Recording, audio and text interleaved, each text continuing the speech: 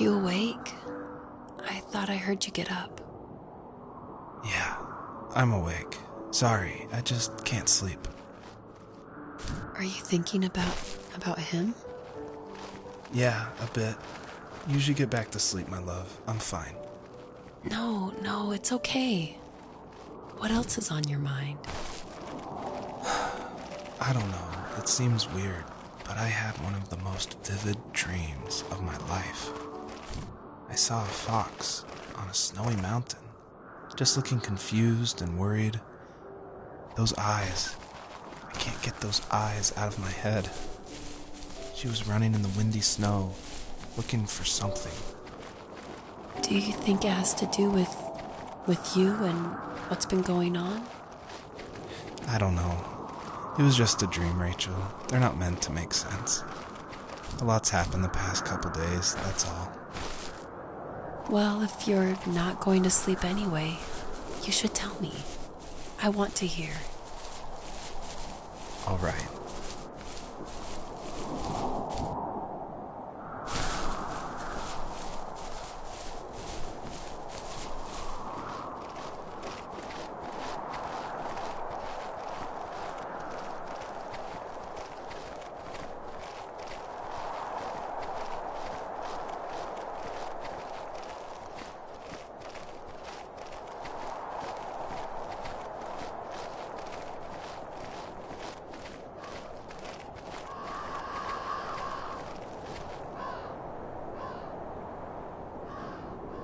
So, not far from her home, she followed that path to something unexpected.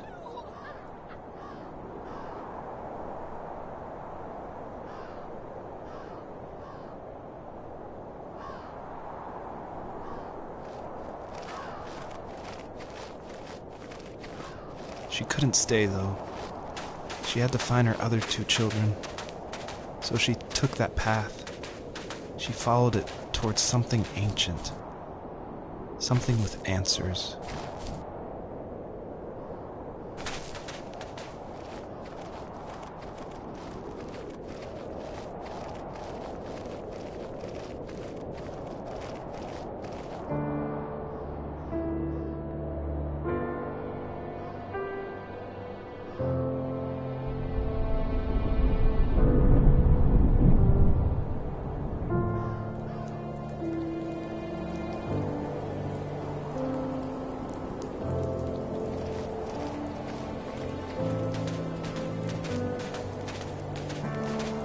The fox looked high and low, searching for any sign of her cubs.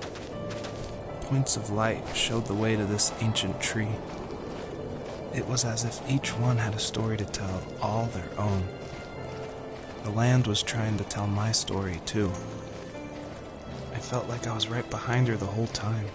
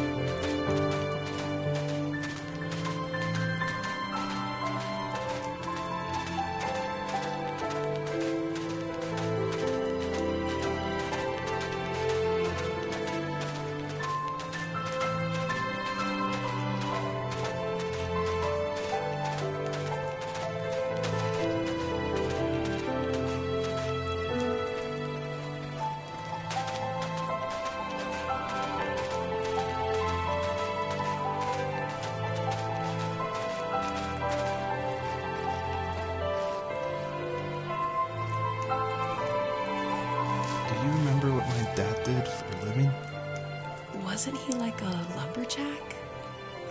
That's one way of putting it. If wood was a canvas, then a carving knife was his paintbrush. Even after working a 50-hour week, even after his hands were more splinters than skin, he would bring home the nicest piece of Alaskan weeping cedar and make me toys. That wooden train was the first toy I can remember, and I loved it. I just knew from a young age I was going to be a lumberjack, like my father.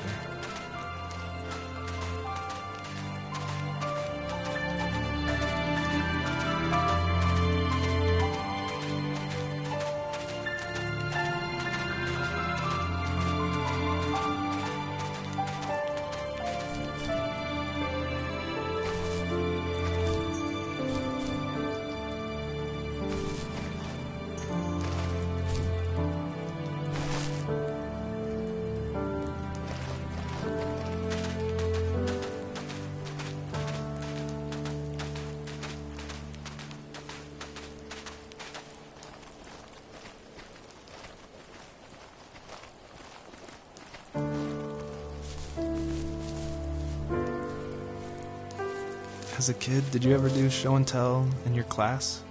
Yeah, I think I only did it once, when I was in the 4th grade. You know how my life was around then. I wanted to show my class what helped pass the time and distracted me, so I brought a dozen paper cranes I had made. I think I told everyone how badly I wanted to be a bird and fly, embarrassingly enough. Don't be embarrassed. Every kid wants to fly. For me, it was another toy from my dad, a wooden boat. I remember guarding it so carefully in my hands as I walked into class. When I sat down, a group of boys immediately made fun of it. They asked which trash can I found it in, or why an ugly log was my favorite toy.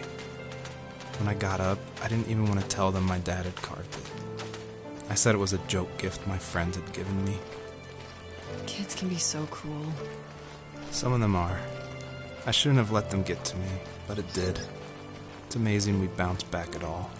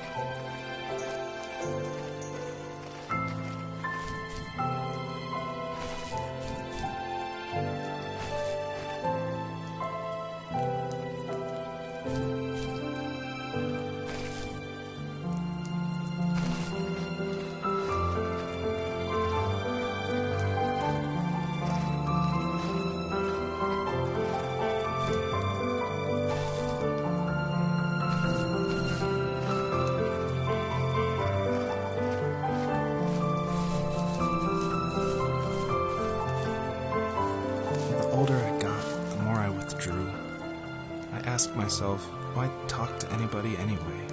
Why bother when I'm happy by myself? I started drawing a lot, mostly animals I saw in the woods by my home. I then imagined designing my own hideouts with things like TVs and pantries full of chips and cookies. I think that idea of leaving home and drawing blueprints started my career. I found a lot of solace in that. I'm not surprised, but I did the same thing, you know? There's something special about having a place to call your own. And now look at us. Well, you count renting in an overpriced city. It's as close as we can get for now.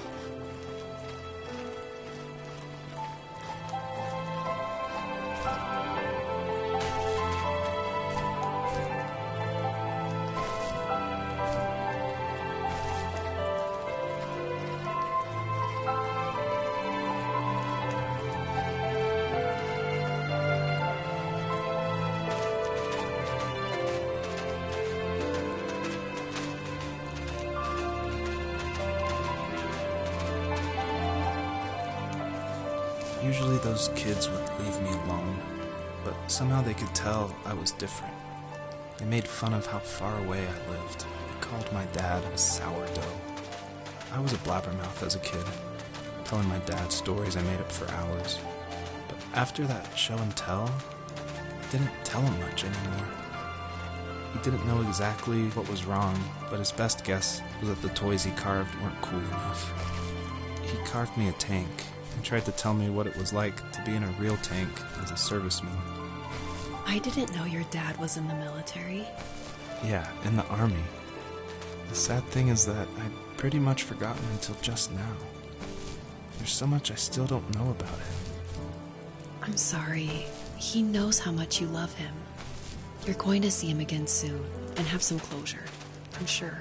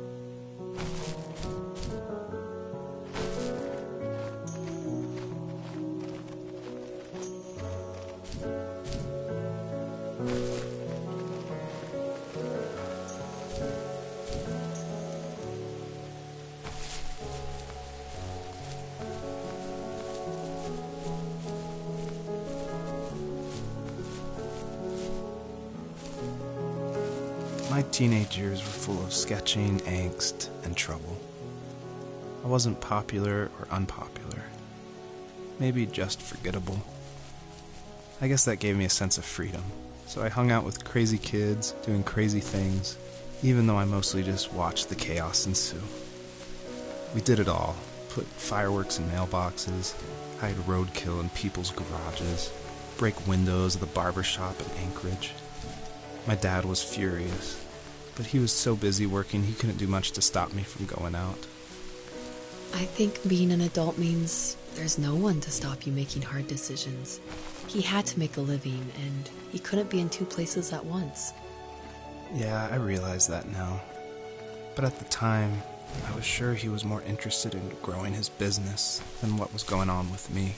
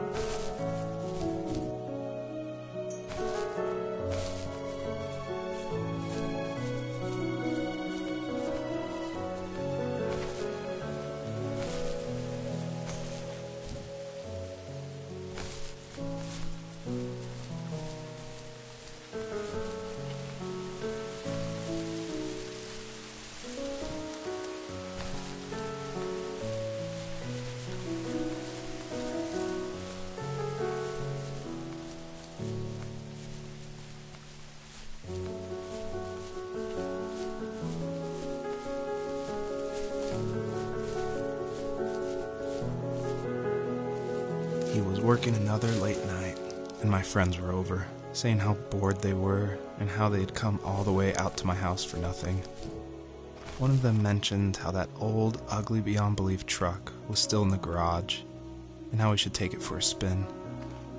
I was only 15, so I kind of fought it for a while. The next thing I knew, we were careening around the mountain path, rocks spitting onto the sides of the cliff, while my dad's cringeworthy bluegrass blared out the speakers. I drove while my friends were in the back of that yellow and purple truck, throwing beer bottles and trash at anything remotely interesting. Felt like I was soaring in the air with borrowed wings. But all good things have endings. A cop outside of Eagle River pulled us over after he saw us in a bottle rocket into someone's yard. What followed was a long night of talking to disappointed adults and feeling smaller than ever.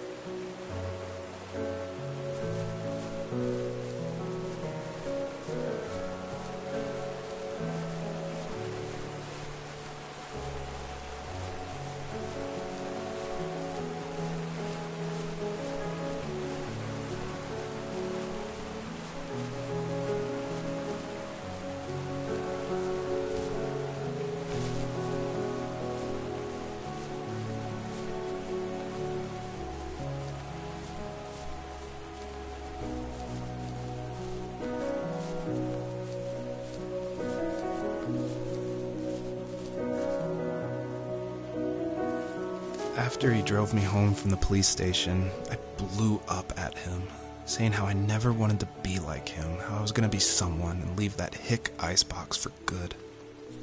He just looked forward at the road with tired eyes. I took out that bluegrass tape from the cassette deck and chucked it out the window. In my sage teenage wisdom, I thought I had proved the ultimate point, but my dad had a different idea.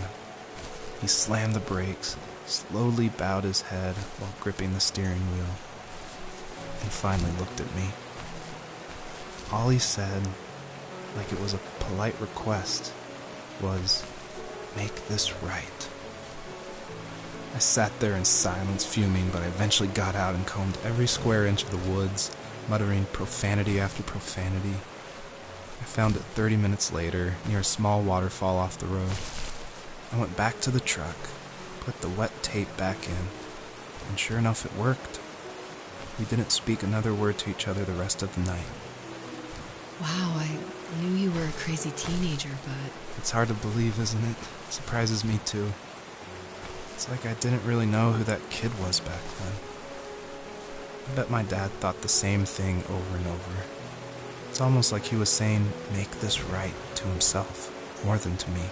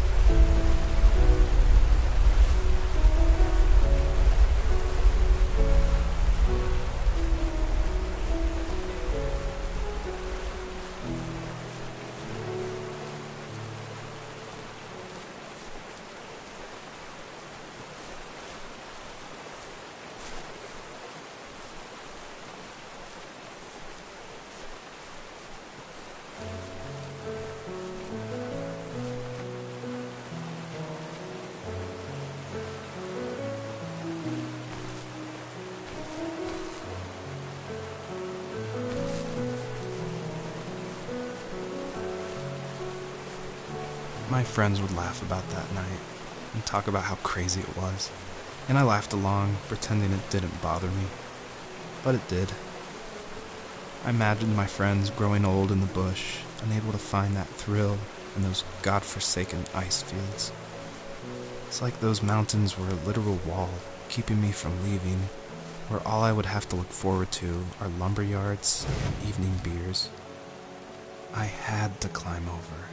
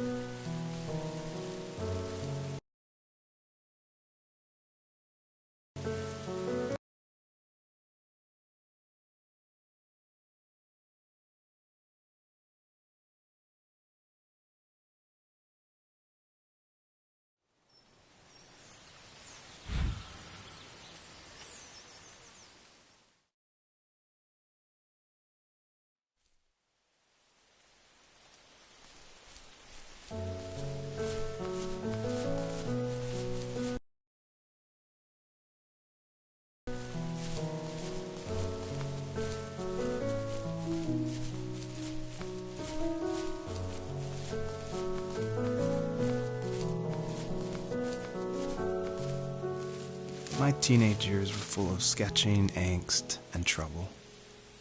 I wasn't popular or unpopular. Maybe just forgettable. I guess that gave me a sense of freedom, so I hung out with crazy kids, doing crazy things, even though I mostly just watched the chaos ensue. We did it all. Put fireworks in mailboxes, hide roadkill in people's garages, break windows of the barber shop in Anchorage.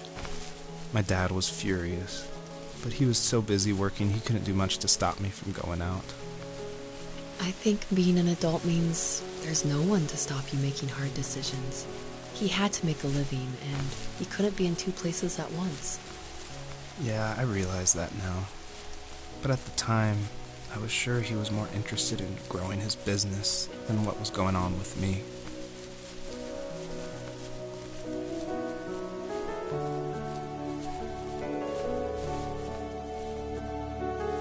He was working another late night, and my friends were over, saying how bored they were and how they had come all the way out to my house for nothing. One of them mentioned how that old, ugly beyond belief truck was still in the garage, and how we should take it for a spin. I was only 15, so I kind of fought it for a while. The next thing I knew, we were careening around the mountain path, rocks spitting onto the sides of the cliff, while my dad's cringeworthy bluegrass blared out the speakers. I drove while my friends were in the back of that yellow and purple truck, throwing beer bottles and trash at anything remotely interesting. Felt like I was soaring in the air with borrowed wings. But all good things have endings. A cop outside of Eagle River pulled us over after he saw us in a bottle rocket into someone's yard. What followed was a long night of talking to disappointed adults and feeling smaller than ever.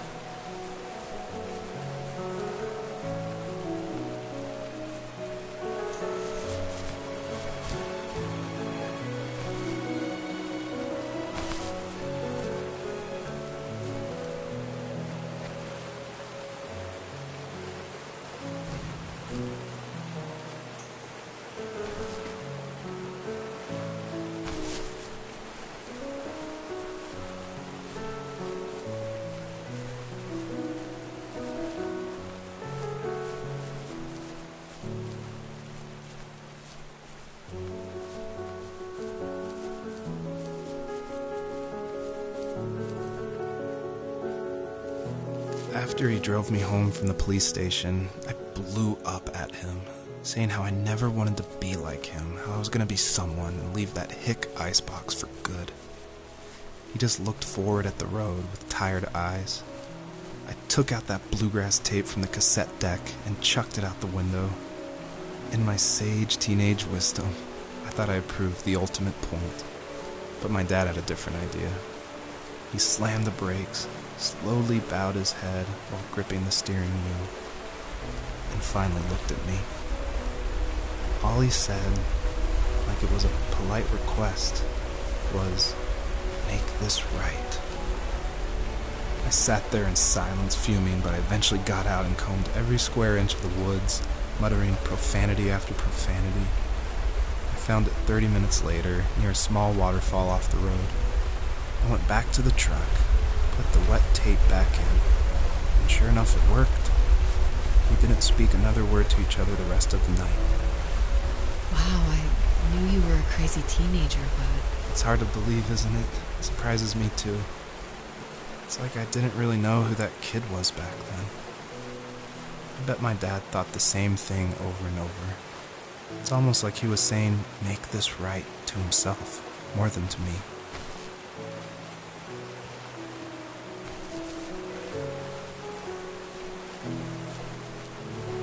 My friends would laugh about that night and talk about how crazy it was, and I laughed along, pretending it didn't bother me. But it did. I imagined my friends growing old in the bush, unable to find that thrill in those godforsaken ice fields. It's like those mountains were a literal wall, keeping me from leaving, where all I would have to look forward to are lumber yards and evening beers. I had to climb over. That was my only goal for a long time.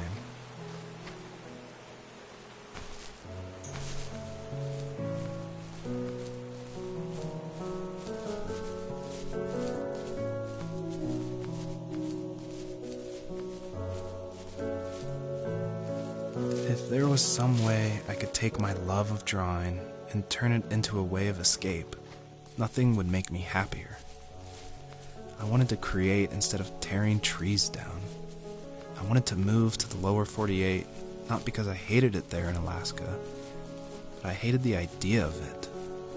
It's like all of that spite inside me had created this monster which followed me around my whole teenage years. I put so much energy into doing what others didn't expect of me. Why did I do that?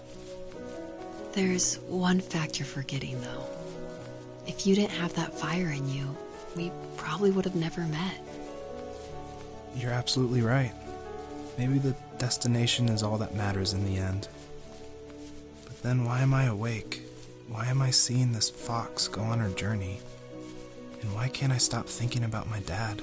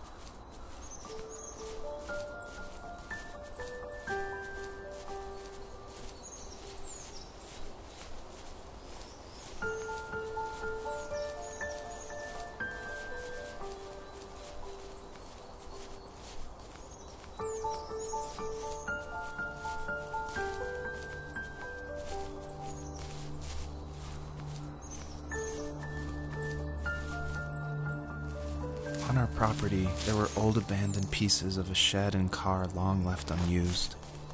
I used to ask him all the time who those people were that left all this junk, and I'm sure he got so tired of hearing it that he made up some elaborate stories how a brown bear ate them and haunted the woods afterwards.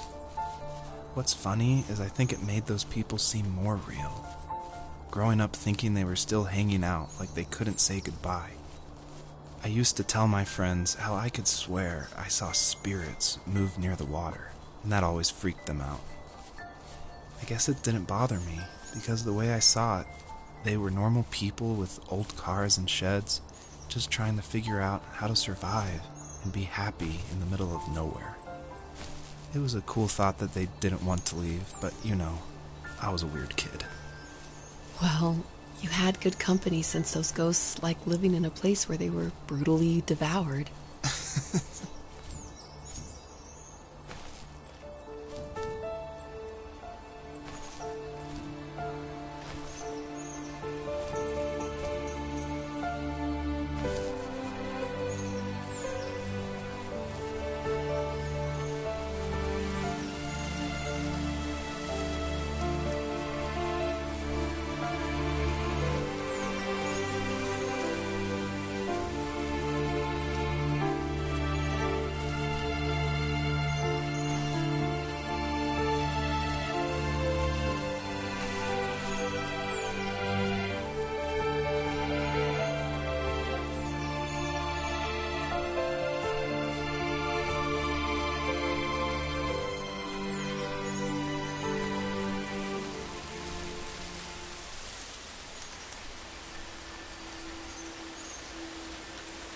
Even at my most distant, at the times when I detested him the most, he kept reaching out. For a year straight, he asked me every week when we were going camping. I thought he was just dense. Eventually, to shut him up, I agreed. We carried out the worn lawn chairs from the garage and set up a cinder block campfire at the site we'd always used behind the house. We walked down the mountain path, talking in the warm sunshine we only got a couple months of the year. Those 3 obsidian rocks shimmered alongside the shore, almost like sparklers pressed against a dark window. I'll never forget that wet stone on my feet, or how those massive mountains looked even bigger in the lake's reflection. I felt small, but grateful. As the sun set, my dad found something I hadn't seen for a long time. The tree where I'd made my first carving when I was 6. I hadn't even carved it. My dad had helped me, but I still called it my tree. Something about seeing my name there made me open up, and we talked about everything that night in that old camouflage tent. I told him how much I loved sketching and design, and how it would be a dream to study architecture in Seattle. I told him how I didn't get along with my friends much anymore, but that I didn't mind being alone. He told me he was there for me, and he joked that if all he had to do was write my name on a tree to finally get me to talk, he would have left me carved logs with novels on them in front of my room every morning. I don't know why it took me that long to realize it, but it was then I knew how much he had sacrificed for me.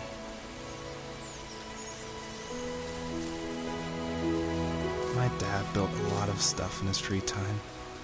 If he wasn't watching fly fishing or reading Tom Clancy novels, he was carving something. He made tons of birdhouses. Not that he was into bird watching, but I think he really missed working and adding on to the home. If he couldn't afford the time to build onto our own house, he would have to settle with watching birds move into their little homes.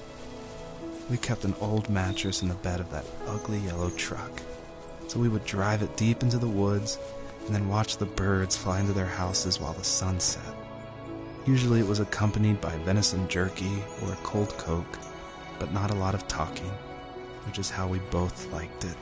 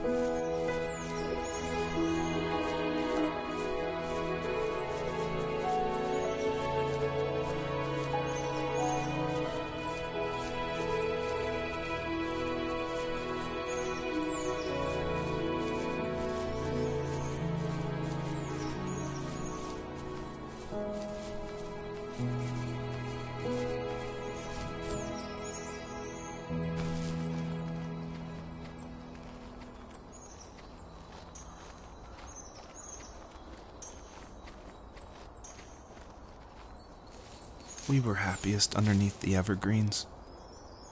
We decided it was time to finally map out the hundreds of acres we lived on just to pass the time during the summer. He was only free in the evenings, so I would spend the day wasting time on dial-up internet and sketching, and then we would rush into the woods, pen and map in hand, before evening fell.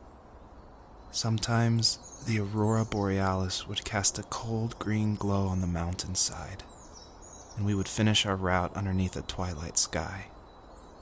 Sometimes I was lonely during those summer days, but there was comfort in the routine. A lot of teenagers aren't looking for the daily grind, though. There's nothing wrong with wanting to get out, to leave your childhood home. You wanted to progress, to make something of yourself. Yeah, you're right. That house. I'm sure it's the same as how I left it. But then why does it feel so different? I doubt you're the only adult to have looked back and asked that question.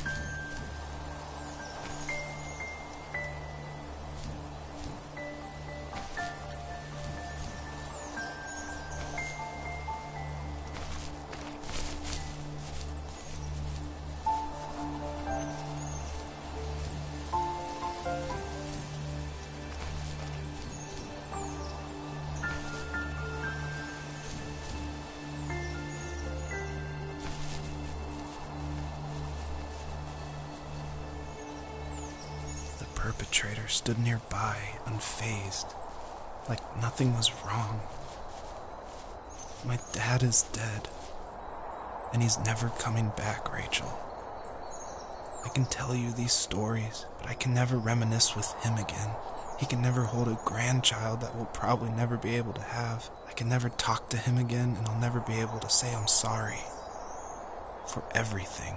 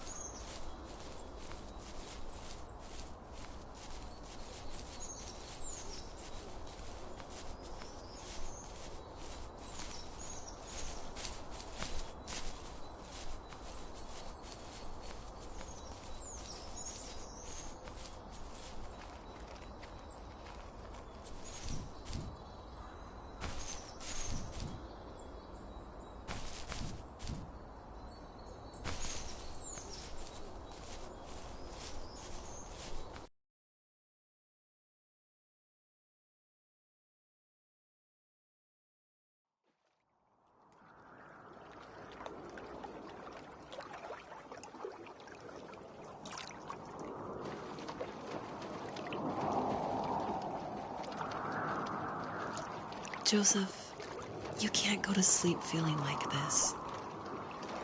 I'm sorry for everything, and I know you need space, but I'm here for you. You don't need to feel so lost. Joseph, have I ever told you what my mother was like?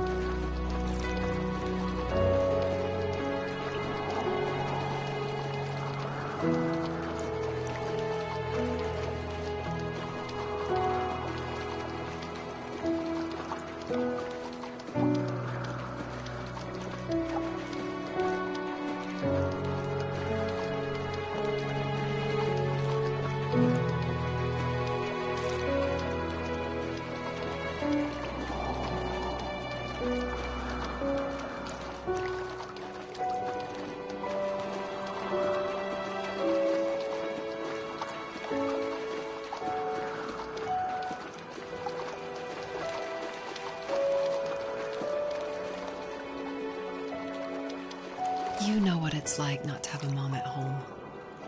And you know how hard that made my childhood. What helped me was watching the birds in the morning before the school bus came. I thought that my mother was one of those birds, and it made me want to be free like her. My mom taught me how to fold origami cranes while she was in the hospital. So I told myself I would fold one every day until I could fly myself. I think we both have always loved animals, and for me that love started with a dog. Sometimes this Rottweiler would come up to our property line and wait at the fence for me, but only once in a while. I was sure to check every day immediately after school, and it usually ended in disappointment. I would even steal money from my passed-out dad just so I could buy these off-brand dog biscuits. Even when she did stop by, she never went beyond the fence. Why was she so scared? I think my dad was the opposite of your dad in almost every way, except he was in the military as well. He coped with alcohol of every kind. The trailer started falling apart, he got angry, and I withdrew. More and more I became the weird, quiet kid who made lots of origami birds and carried dog biscuits around. I think we were pretty similar when it came to being the weird kids. And that same sincerity in college was one of the reasons I was so drawn to you.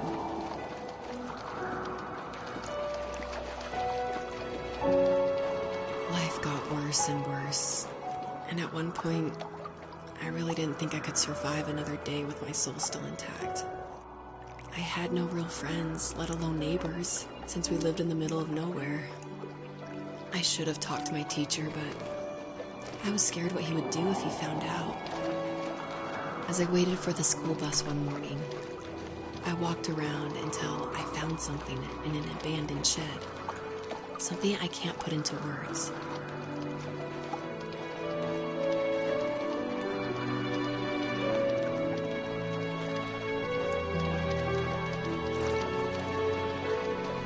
I summoned courage I didn't know I had, and I broke into my dad's room and found the key to the shed where he had locked my bike.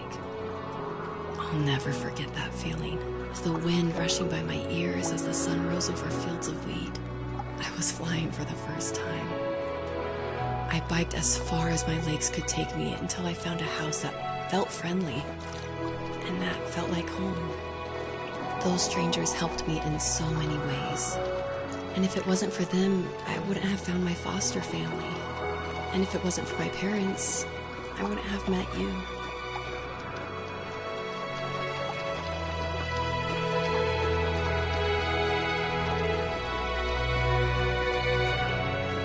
You have strength, Joseph, and you're not as alone as you think. It's all just so pointless. Just waiting for life to happen. It's like having the home I always wanted is cursed out of my reach. The thought of being a parent myself. How could I do that when I couldn't even be a good son? I'm sorry. I know what you're saying. I just don't know how things will work out. These quiet hours will turn into years. We'll wonder which roads passed us by. Then we'll forge a new road together. Besides, I discovered for myself that one fateful morning where any hopeful road leads to. There may be thorns and mist, but it always leads to the same thing. And what's that? Family. I'm so glad that you're part of my family, Rachel. And I'm glad you're part of mine.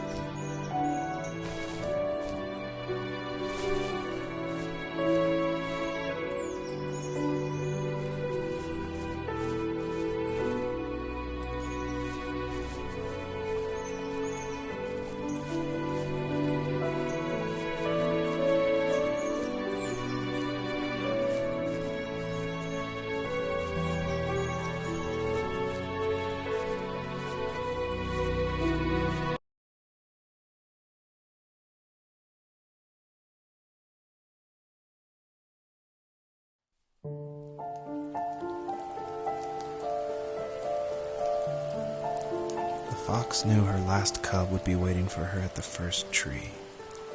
She was almost there. The rain cascaded onto the jade valley where the entrance to the tree was.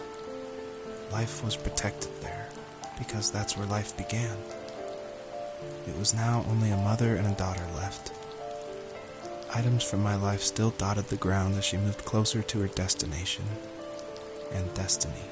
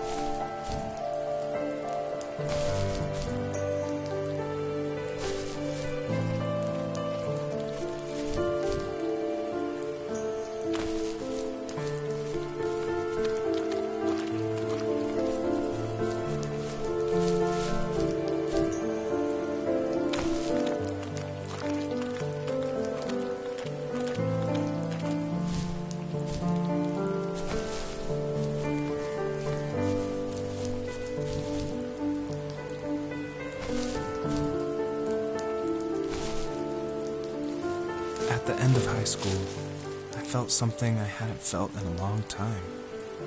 Drive. I looked into the best architecture schools on the West Coast, then got a dose of reality when looking at other students' portfolios and the high cost of tuition. I still wanted to be something, to be the next Alvaro Siza, and to make those thousands of sketches worth something in my grand history. But now even an internship sounds impossible.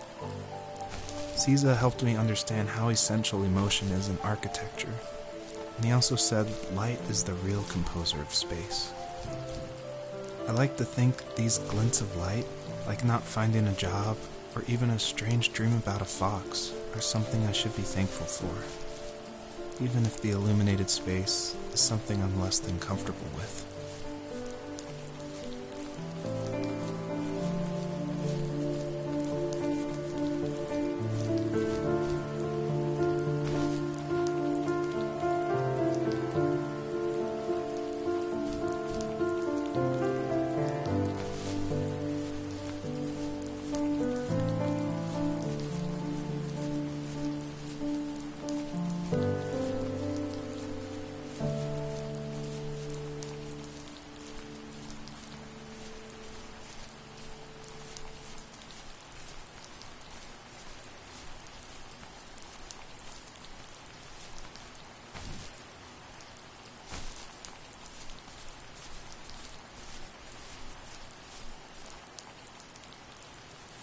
My dad was super supportive with my college plans.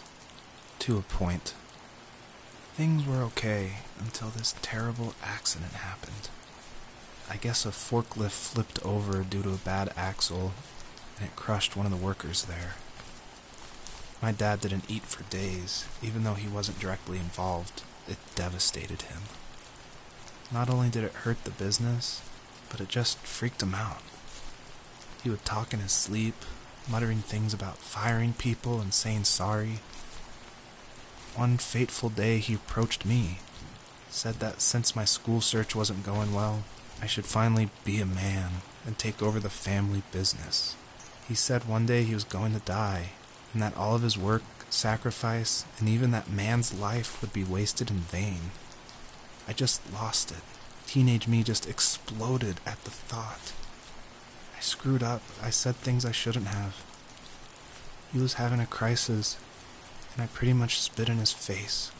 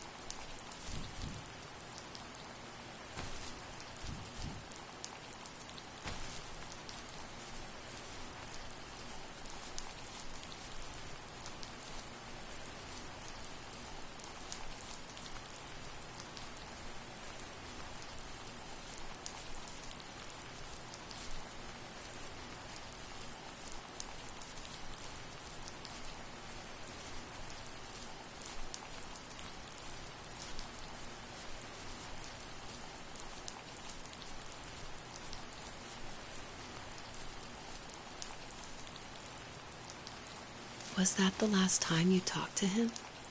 No, I called on holidays, and he would call on my birthday. I guess we acted like nothing ever happened, which was stupid. Didn't want to ask about his lumberyard, and I'm sure he didn't want to ask about my job search. I never went back and visited. I think the last conversation we had was about what movies we had seen and what exactly a best boy is in the credits. I thought he would be here so much longer.